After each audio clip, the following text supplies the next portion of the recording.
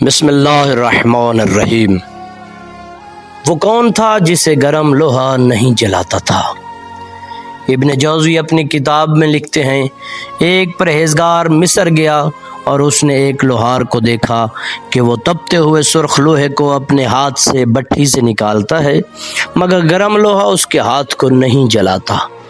یہ حیرت ناک منظر دیکھ کر پرہیزگار ٹھہر گیا اور دل میں سوچنے لگا کہ ہو نہ ہو یہ شخص مقرب بارگاہ ہے، ممکن ہے یہ شخص اوتار و اوتاب میں سے ہو۔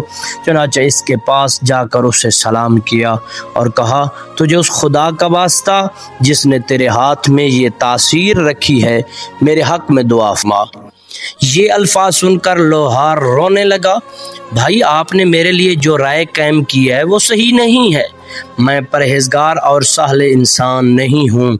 پرہیزگار نے کہا، بندہ خدا، پھر تم ایسا کام کیسے کر سکتے ہو جو صالحین کے علاوہ عام افراد سے ممکن ہی نہیں ہے؟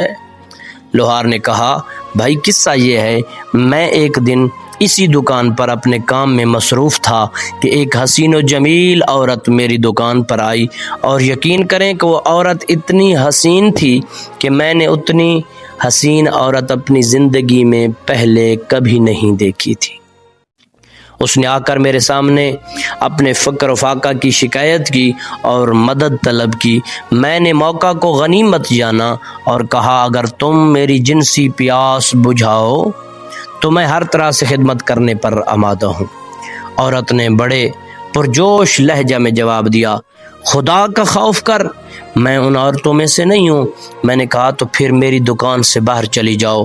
عورت میری دکان سے نکل کر باہر گئی، پھر چند لمحات کے بعد دوبارہ میری دکان پر آئی اور کہا، تنگ دستی نے میری تمام تر طاقت سلب کر لی ہے، میں تمہارا مطالبہ ماننے پر آمادہ ہوں۔ پس میں نے دکان بند کی اور اس عورت کو لے کر ایک خالی جگہ میں آیا۔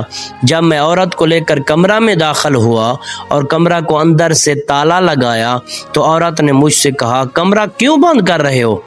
میں نے کہا، اس لیے بند کر رہا ہوں تاکہ کوئی ہمیں اس حالت میں نہ دیکھے اور یہ ہماری شرمندگی کا سبب بنے۔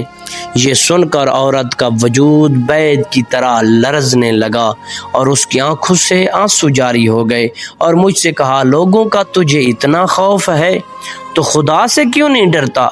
میں نے عورت سے پوچھا، تو اتنی خوفزدہ کیوں ہے اور کیوں اتنی لرز رہی ہے؟